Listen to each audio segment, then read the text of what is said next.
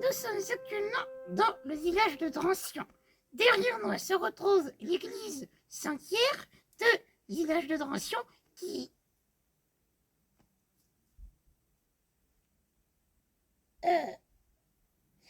dans le circuit des chemins du Ronan de Naconnet Sud-Bourgogne qui nous réseau un total de 128 églises à travers différents sites médiévaux. On va commencer à les voir dans la visite. Et donc, nous sommes sur une église romane. Une église romane. Merci. Sur une église romane. Voilà. Ça se voit au niveau de l'architecture surtout. Surtout l'architecture qui est typique de ce genre de structure dans l'architecture des églises, entre romane et gothique. Oyez, Drazjan. Je suis ravi de vous accueillir dans mon château. Au château. Oui, non, ici tout rigoler. Et voilà. T'as cassé tout non ici. En tout cas, bienvenue. On va commencer la visite du château de Drancian. Alors, du coup, là, on est sur Là, sur le... Regarde. Ici. Voilà, on est en train de monter pour aller au-dessus de là où on est passé tout à l'heure. Ah, ok. Ok. Oh, la vue. Oh, t'as vu la tour? Oui, j'ai vu la tour, Jacob. Une sacrée vue d'ici.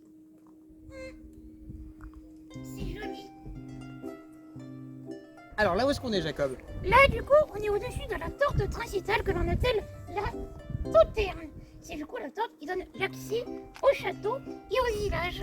Et là, on va se diriger directement vers le donjon, du coup. Donc, le donjon qui a été érigé en 1150 et qui a été évidemment la famille Nodre qui possédait le château. Alors, il y a quoi là-dedans? Tu me fais mal, Jacob. Oh la vache! Oh, c'est stylé!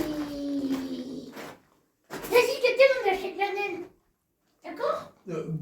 Non, Alors toi, tu te mets dedans. j'ai pas le droit. Ah, c'est pas drôle. Ça va, monsieur? Moi, c'est Jacob. Dis donc, il est à causant. Eh oh! Non? Bon, et t'as discuté. Tant pis! Oh, il y a une meurtrière! Vas-y! À l'assaut sur les sèches! Vas-y! Feu! Non, ça devait être plus drôle en vrai! Alors, drôle, non, mais plus épique. Oui, très éthique. C'est vrai. Du coup, là, Jacob, on rentre dans la salle des armures et des armes qui sont toutes entreposées. Et c'est les différentes armes qu'on utilisait pour le combat, évidemment. Ah ouais, je sais. On y a retrouvé, là, il y a des miniatures de ce que l'on a appelé des tréduchés. Des chats déliés de ciel, des scorpions, tréduchés simples, des alistes. Donc toutes les armes de guerre que l'on utilisait lors des sièges. Voilà. Donc là, évidemment, vous avez tous deviné, c'est un gag. Hein, ça, c'est un casque de Stormtrooper. Alors du coup, les armes de ce style, elles étaient utilisées pour contacter. Elles étaient utilisées du coup pour partir à l'assaut des châteaux forts, briser les murailles du château afin de pouvoir le conquérir. Exactement.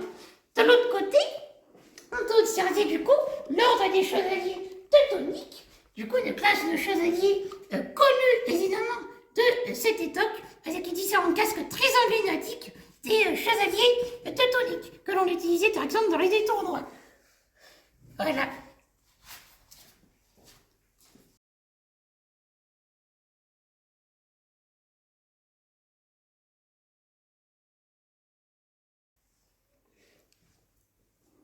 Et de ce côté, du coup, on retrouve les lances de siège. Donc on a différentes hallebardes, lances, tylonnes et en dessous les arbalètes. Alors il faut savoir qu'une arbalète c'est très lourd, c'est aussi très long à recharger.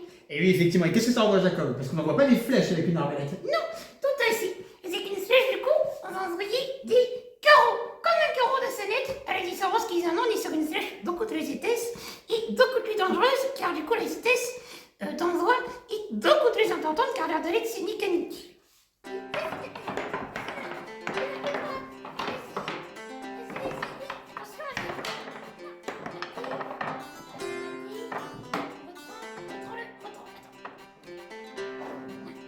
Attention, vas-y, attention.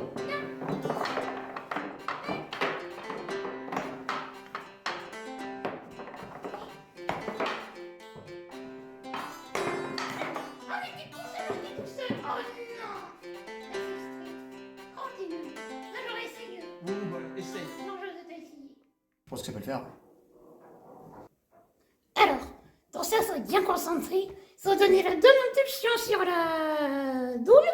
Et normalement, vous allez voir.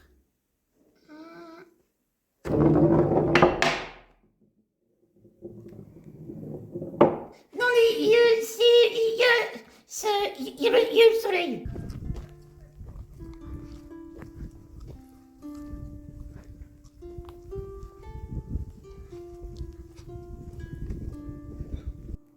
Tu sais, Captain, je ne serais dire vu seigneur d'un château.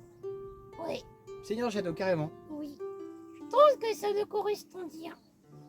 J'aurais régné sur des terres. Voilà. Regarde devant.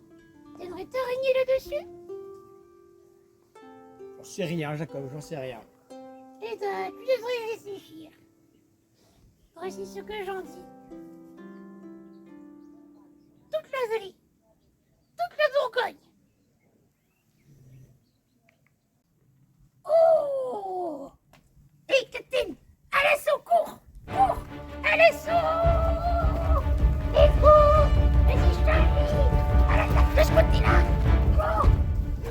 Ah ben, y'a personne. Salut. On est arrivé trop tard. Ah bah oui. Tu vas pas prendre un château en ruine. Si, parce qu'il est très facile, justement. Parce que il est en ruine. T'es soufflé? Ah bah tu viens de me faire courir rapidement comme ça sans prévenir. Oui, c'est vrai. T'aurais peut-être pu trouver un soldat, toi.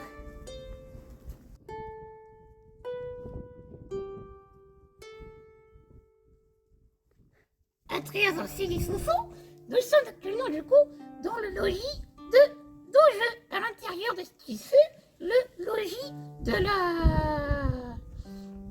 du château. Donc c'est un bâtiment qui est quand même assez grand, Jacob, parce qu'on est sur quasiment 120 mètres carrés sur 2 niveaux qui ont été un peu posés ici, là, au milieu du château, construit du coup par... Les ducs tatessiens de Bourgogne. Du coup, de 1032 à 1361, ça c'est leur règne. Ils ont régné de 1032 à 1361. Donc, on peut, à travers tout ça, du coup, revoir un peu ce qu'était, imaginer aussi l'Asie au Moyen-Âge dans le château de Drancion, à l'intérieur du logis de Doge.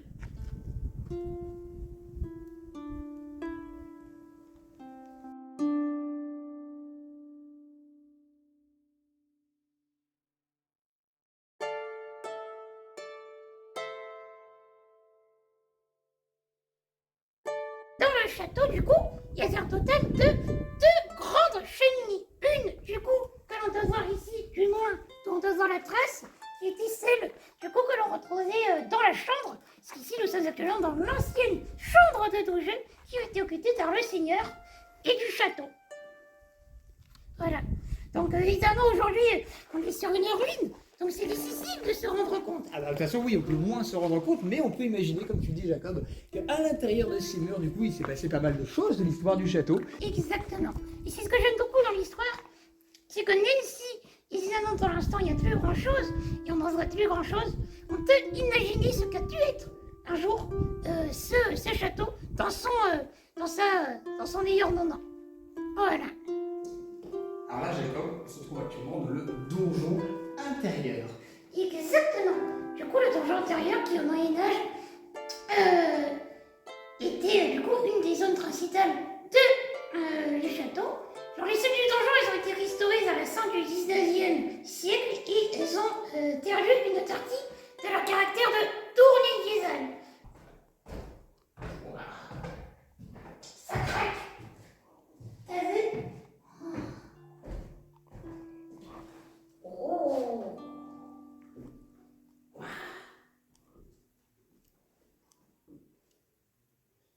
J'ai mis franchement sur le... J'ai glissé. Tu me retiens? Mais oui, T'es sûr? mais oui, je te tiens. Oui. T'as intérêt. Imagine que je tombe. Bah, tu vas te faire bobo. Ça. Aïe! T'as fait exprès. Ah ouais, tu vas aussi. C'est malin ça. Aïe! Ah! Dis, relou! Oh, c'est trop.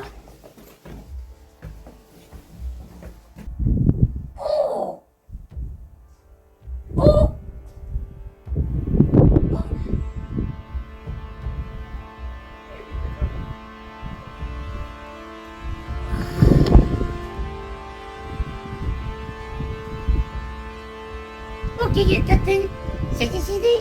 Je vais créer un château et je vais m'appeler Seigneur Jacob Wild.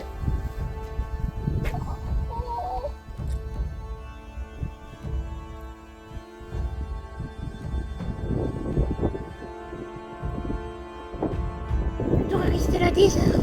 Ah bah je sais, c'est beau hein. T'imagines tous les jours tu te réveilles et tu vois ça. Ça aurait été incroyable. Oui. Ah, c'est un dépôt. Non. Ah c'est haut les montagnes.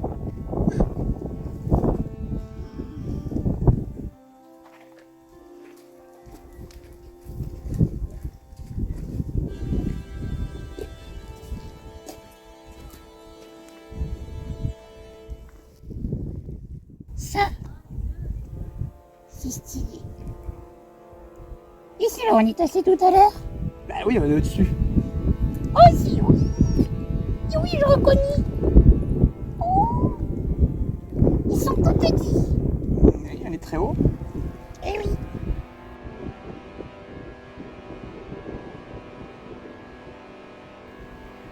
Capacité de batterie inférieure à 5%. Non mais ça on le dit pas Jacob. Désolé.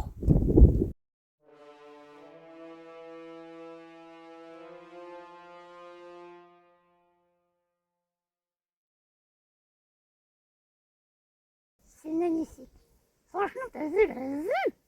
Elle est incroyable. Ah je t'avais dit que ça allait te plaire Jacob. Franchement, j'adore. Faut qu'on en fasse plus aux des reportages. Ouais, je pense qu'on en fera quelques-uns. Pour refaire un petit peu de temps en temps sur la chaîne. Ah bah si, oui. Si on arrive à trouver et tout, ça pourrait être trop bien. Faut qu'on en propose plus souvent. Et... Toi, tu signes, Gagoy? Et c'était... On est en pause, là. Je te dois laisser 2 secondes. Et c'est pas grave Jacob. Toi aussi. Moi, je veux qu'on me signe quand j'ai dit oui. Voilà, Oh là là Jacob. c'est tout.